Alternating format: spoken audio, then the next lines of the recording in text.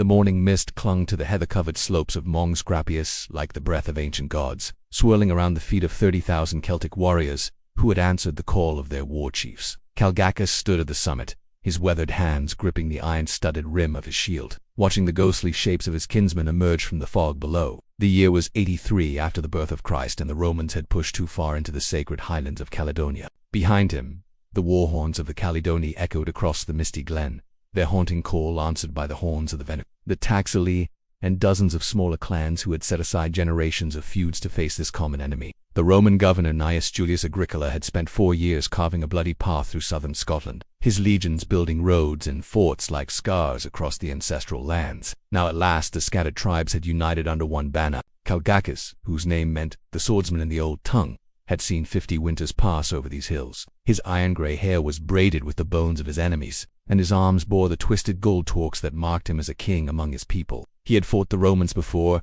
in the shadow raids that had bloodied their advance, but never in open battle. Today would be different. Today the tribes would make their stand. The Celtic army spread across the hillside in a magnificent and terrifying display of barbarian might. At the center stood the champions of each clan, their lime-washed hair spiked into fearsome crests, their bodies painted with the sacred blue spirals of their ancestors. They carried long iron swords that sang when drawn from their sheath, and shields painted with the symbols of their gods: the raven, the wild boar, the three-faced goddess of war. On the flanks, the younger warriors shifted restlessly, their spears glinting in the pale dawn light. Many had never seen a Roman legion, knew them only from the stories told around winter fires, tales of men who fought like machines, who built walls that reached to the sky, who turned forests into deserts and made slaves of free men. But here, on this sacred mountain, surrounded by the ghosts of their ancestors, they felt the old power stirring in their blood. As referenced in contemporary historical accounts detailed by Tacitus in his biography of Agrippa, the Caledonian Confederation had been planning this confrontation for months, gathering warriors from across the northern highlands. The war chariots of the noble families formed a second line behind the infantry, their bronze-reinforced wheels churning the muddy earth. The horses, bred for war on these treacherous hills, snorted and pawed the ground, sensing the coming storm. Calgacus raised his sword high above his head, its blade catching the first rays of sunlight that pierced the morning mist. The weapon had been forged by his grandfather's smith, folded 7 times in the sacred fires, and blessed by the Druids with the blood of enemies. Along its fula ran the ancient Ogham script that proclaimed its name: "Drinker of Roman blood, warriors of the north." His voice carried across the assembled host, strong despite his years. Today we fight not just for our lives but for the freedom of our children and our children's children. The Romans come with their eagles and their chains, believing they can make sheep of wolves, slaves of the freeborn, but they have never faced the united clans of Caledonia. A great roar rose from the hillside. The voices of 30,000 warriors raised in defiance. Swords beat against shields in the ancient rhythm, and the war cries of a dozen tribes echoed across the glen. The sound was answered by the harsh blast of Roman trumpets from the valley below, where the ordered ranks of Agricola's legions were forming up in their precise battle lines. The mist began to thin as the sun climbed higher, revealing glimpses of red shields and iron armor in the distance. The Romans had come in force, 8,000 legionaries of the 9th Hispanic Legion, supported by auxiliaries from across the empire. But numbers meant nothing to the Celtic warriors who had answered the call of their war chiefs. They had the high ground, the favor of their gods, and the desperate courage of men fighting for everything they held sacred. Calgacus smiled grimly as he watched his enemies deploy. The Romans were predictable, orderly, mechanical in their movements. They had conquered half the world with their discipline and their roads, but they had never learned the secret that every Celtic child knew: that the land itself would rise up to defend its people when the hour was darkest. Today, the very stones of Mons Grappius would drink Roman blood. In the valley below, Governor Gnaeus Julius Agricola stood before the assembled standards of his army, his scarlet cloak snapping in the morning breeze. Behind him, the golden eagle of the 9th Hispanic Legion caught the first rays of sunlight, casting its shadow across the ordered ranks of legions. The Roman commander was a man of 60 years, his weathered face bearing the scars of a dozen campaigns, his eyes sharp as flint beneath his plumed helmet. Soldiers of Rome, his voice carried the authority of absolute command. Before us stands the last army of free Caledonia. Beyond these hills lies the edge of the world, where the ocean meets the sky. Today we complete the conquest that great Caesar began. Today, we bring the Pax Romana to the farthest shores of Britain. The legionaries stood in perfect silence, their rectangular shields locked together in an unbroken wall of red and gold. Each man was a professional soldier, trained from youth in the arts of war, equipped with the finest weapons and armor that Roman craftsmanship could produce. Their short swords, the gladi that had carved out an empire, hung at their right sides, while their heavy javelins rested against their shield rims.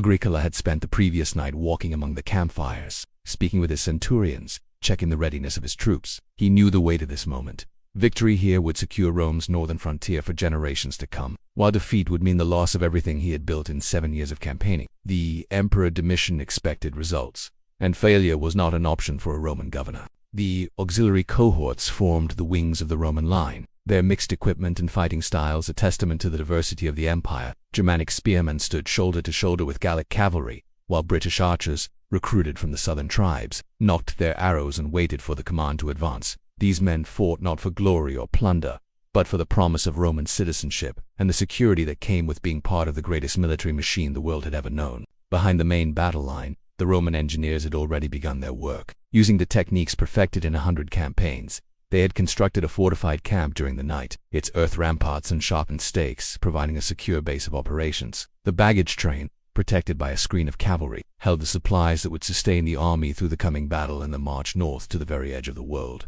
According to the detailed military records preserved in Tacitus's historical account, Agricola had deliberately sought this confrontation, driving his forces deep into Caledonian territory to force the tribal confederation into open battle. The Roman commander knew that his enemies were most dangerous when they could choose the time and place of their attacks. By threatening their sacred sites and tribal centers, he had compelled them to abandon their preferred tactics of raid and ambush. The morning sun climbed higher, burning away the mist that had shrouded the battlefield. Now both armies could see each other clearly. The disciplined ranks of Rome, facing the wild host of Caledonia across 1,000 yards of broken ground. The contrast was stark.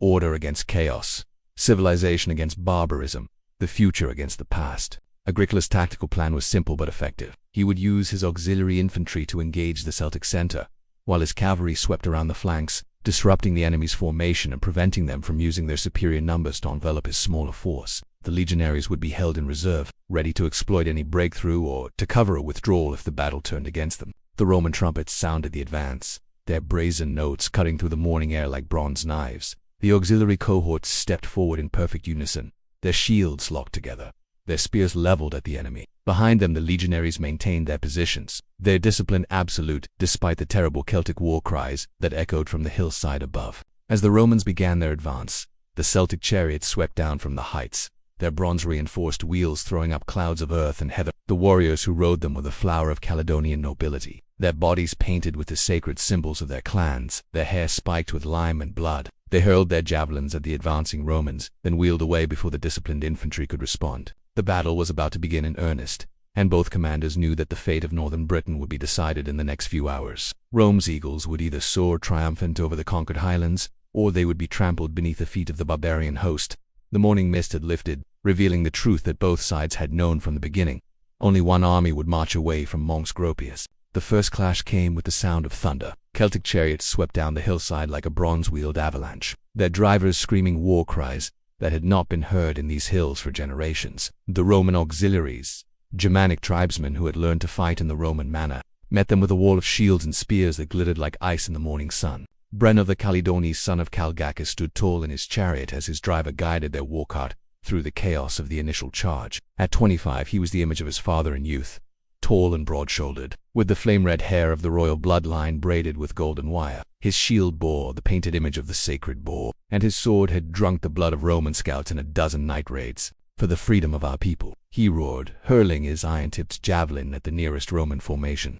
The weapon struck a Germanic auxilius shield with such force that it punched through the layered wood and bronze, sending the man staggering backward into his comrades. The Roman line bent but did not break. Their centuries of training and discipline held firm as the Celtic chariots swept past, the warriors leaping down to engage in hand-to-hand combat while their drivers wheeled away to safety. The clash of iron on iron rang across the battlefield like the hammering of the god's own smiths. Marcus Flavius Tertius, a centurion of the 9th Hispanic Legion, watched the battle unfold from his position with the reserves. At 38 he was a veteran of campaigns in Germania and Dacia, his Venwood staff of office scarred from a dozen battles. His weathered face showed no emotion as he observed the ebb and flow of combat, but his experienced eye could read the signs that would determine victory or defeat. "The auxiliaries are holding," he reported to his superior, a young tribune fresh from Rome who had never seen battle. "But look there.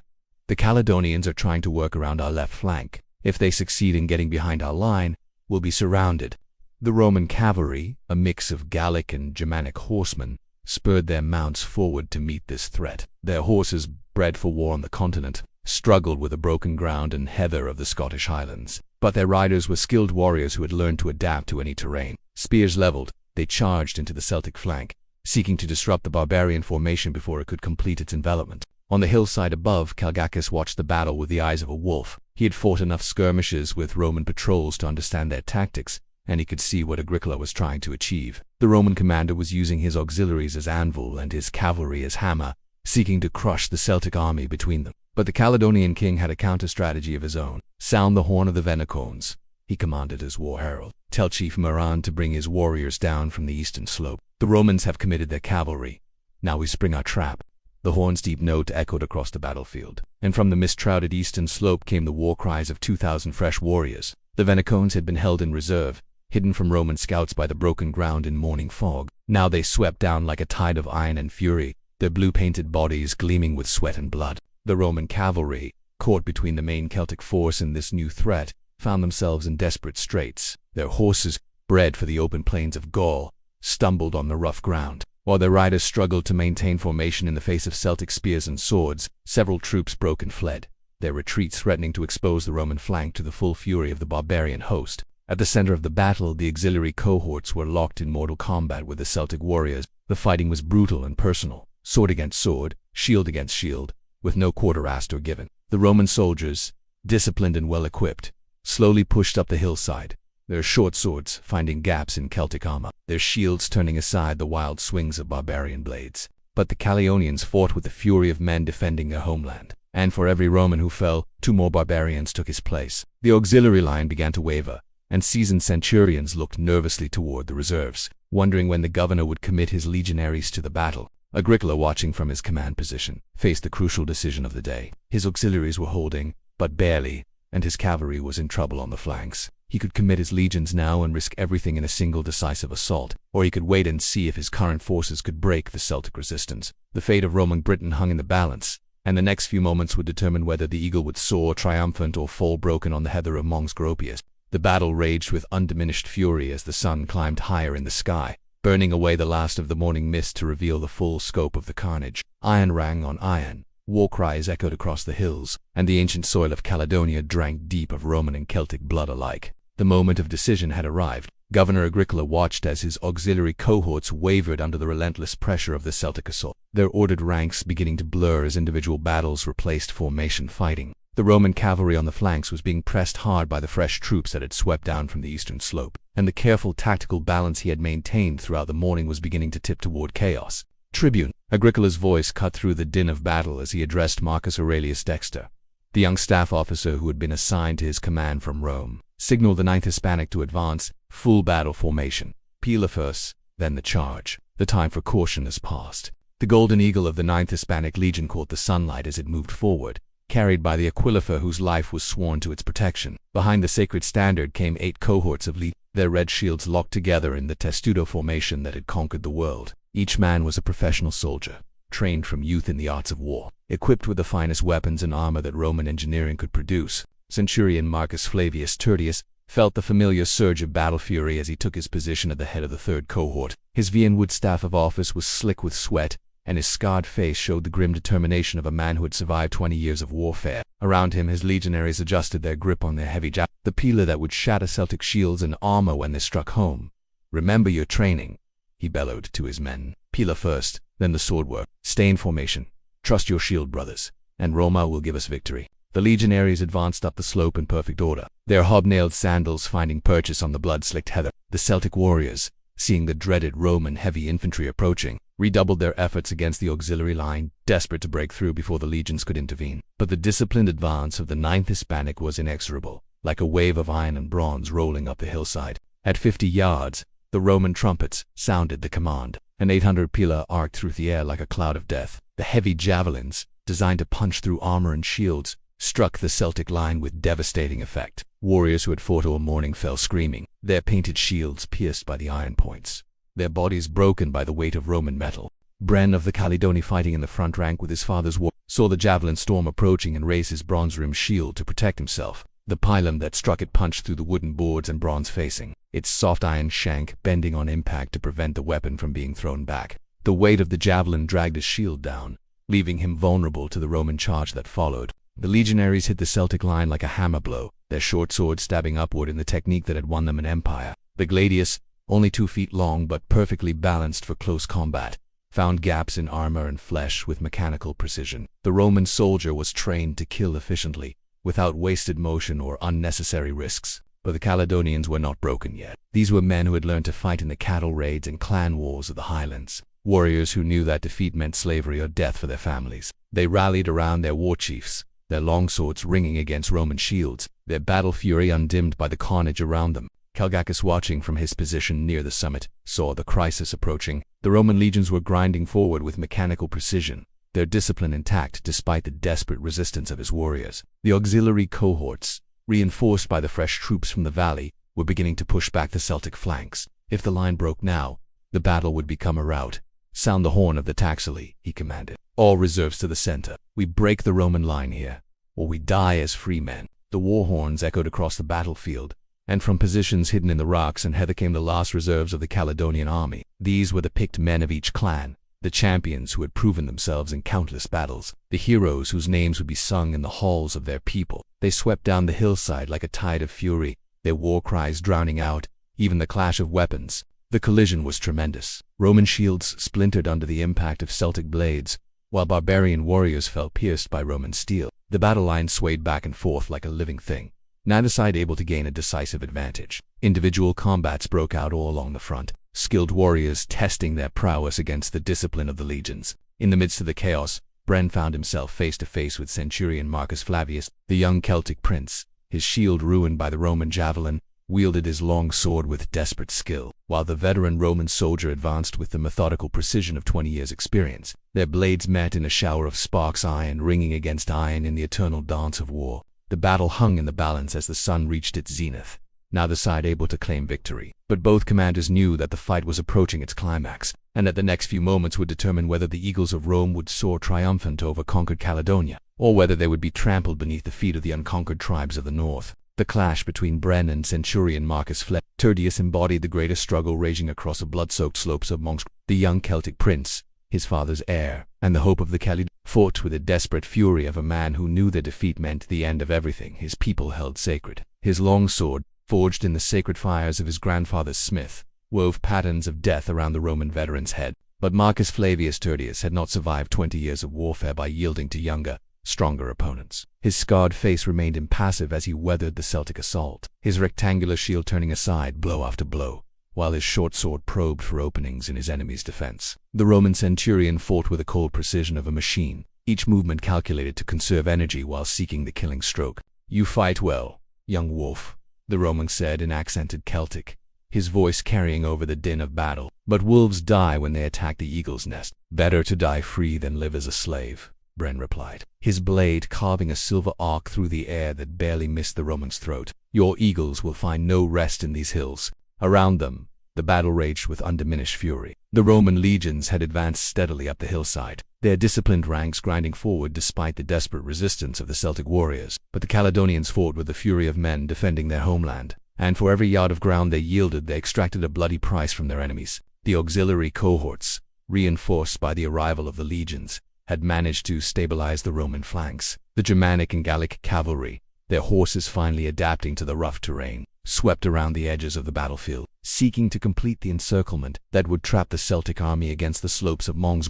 From his command position, Agricola watched the battle with the eyes of a master tactician. He could see the signs that experience had taught him to recognize: the way the Celtic line was beginning to stretch and thin, the growing gaps between clan formations, the subtle shift in the sound of battle that indicated one side was beginning to dominate the other. "The barbarians are weakening," he said to his staff officers. "Their reserves are committed. Their line is over. One more push and we'll have them." But Calgacus, watching from the summit of the hill, was not yet ready to concede defeat. The old Celtic king had fought too many battles to be deceived by momentary advantages. He could see that his warriors were being pushed back, but he also knew that the Romans were approaching the limits of their endurance. The legions had been fighting uphill for hours, their armor and equipment weighing them down in the summer heat. "The wolves are tired," he said to his war herald, "but they have not yet learned that the mountain itself fights against them. Sound the horn of the Venacones, tell Chief Morin to bring his chariots around the northern slope. We'll teach these Romans what happens when they venture too far from their roads and camps." The horn's deep note echoed across the battlefield, and from the mist-rooted northern slope came the thunder of iron-shod wheels on stone.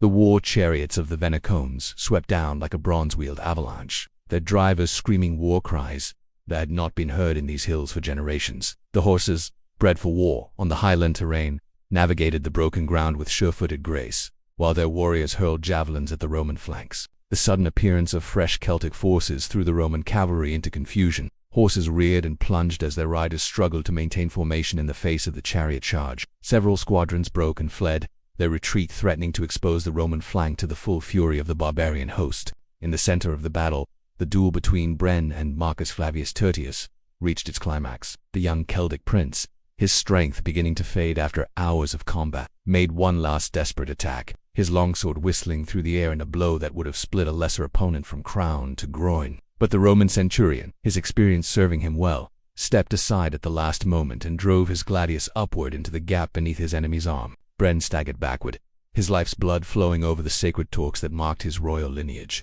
But even as he fell, his eyes burned with defiance, and his last words were a curse upon the Roman eagles that would echo through the generations. "The land remembers," he gasped.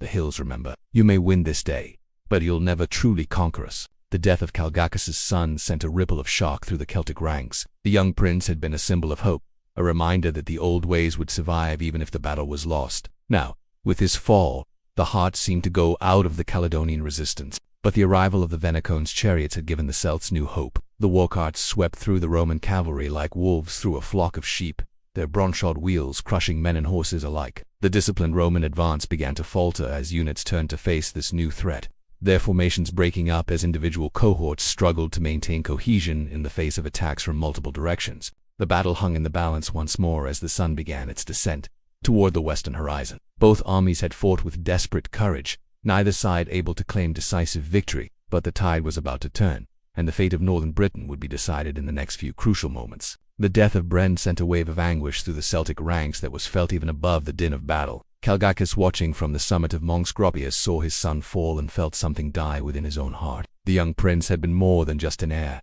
He had been the embodiment of hope for a free Caledonia, the bridge between the old ways and whatever future awaited the Highland clans. But the old king was too much a warrior to let grief cloud his judgment. Even as he mourned his son's death, he could see that the battle was approaching its final phase. The Roman legions, despite their losses, maintained their discipline and formation. The auxiliary cohorts, reinforced and regrouped, were beginning to push back the Celtic flanks. Most critically, the Roman cavalry, though blooded by the chariot charge, was reforming for another attack. The eagles circled for the kill. Calgacus murmured to his war herald, his weathered hand gripping the hilt of his sword. "But they have not yet learned that even a dying wolf can still bite." He raised his blade high above his head, its iron edge catching the afternoon sun. The weapon had been forged by the same smith who had made his son's sword, blessed by the same druids, tempered in the same sacred fires. Now it would drink Roman blood one final time, or its bearer would join the shades of his ancestors in the other world. "Warriors of Caledonia," his voice carried across the battlefield, somehow audible above the clash of weapons and the cries of the dying. "They have killed our sons,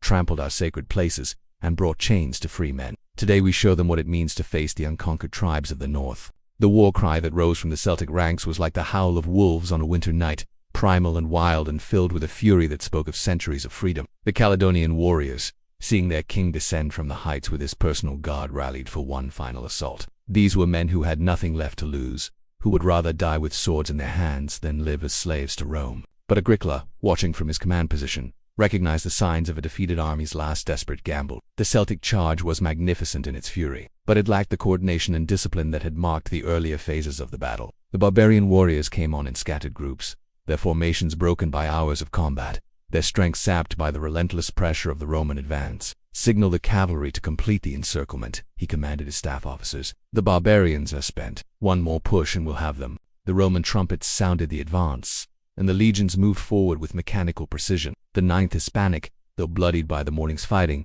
maintained their formation and discipline, their shields locked together in an unbreakable wall, their short swords stabbing upward in the technique that had won them an empire. The final clash was brief but decisive. The Celtic warriors, exhausted by hours of combat, could not match the sustained advance of the Roman heavy infantry. The line began to crumble as individual clans broke and fled, their war chiefs dead or wounded, their formations scattered by the relentless pressure of the legions. Calgacus, fighting in the front rank with the remnants of his royal guard, found himself surrounded by Roman soldiers. The old king fought with the fury of a cornered wolf, his blade finding gaps in Roman armor, his shield turning aside thrust after thrust. But there were too many enemies, and his strength was not what it had been in his youth. As detailed in the military records that would later be compiled by Tacitus, the Battle of Mons Graupius ended with a complete defeat of the Celtic Confederation. The Roman sword found its mark at last, and the king of the Caledoni fell with his face to the enemy, his sword still in his hand. Around him, the last of the Highland warriors died where they stood, preferring death to dishonor. The Roman cavalry, finally free to maneuver, swept around the flanks of the broken Celtic army. What had been a battle became a rout as surviving warriors fled toward the hills, pursued by auxiliary troops who showed no mercy to the defeated barbarians. The heather of Mons Graupius was red with blood, and the war cries of the clans were replaced by the screams of the dying. Agricola, surveying the battlefield from horseback, felt the satisfaction of a mission accomplished. The northern tribes had been broken, their military power shattered, their leaders dead or scattered. The Roman frontier would advance to the very edge of the world, and the Pax Romana would extend its peaceful shadow over the conquered highlands. But even in victory, the Roman governor felt a nagging doubt. The Celtic warriors had fought with a fury that spoke of something deeper than mere tribal loyalty. They had died for an idea of freedom that seemed to transcend the normal calculations of politics and power. Such men, even in defeat, might prove more dangerous than living enemies. The sun was setting behind the western hills as the Roman soldiers began the grim task of stripping the dead and tending to their wounded. The golden eagle of the 9th Hispanic stood triumphant on the summit of Mons Graupius, its bronze wings spread wide over the field of victory. The conquest of Caledonia was complete, and the northern frontier of the empire was secure, or so it seemed. But in the mist-shrouded glens beyond the battlefield, scattered groups of Celtic warriors gathered around their surviving chiefs, their eyes bright with the unquenchable fire of resistance. The battle was over, but the war for the soul of the highlands would continue for generations to come. The eagles of Rome had won the day, but the land itself remembered, and the hills would keep their ancient secrets until the legions marched away and the old gods returned to claim their own. The victory at Mons Graupius would be celebrated in Rome, commemorated in stone and bronze, recorded in the annals of imperial triumph. But the ghosts of the Celtic dead would haunt these hills forever, and their war cries would echo through the mists of time until the end of days.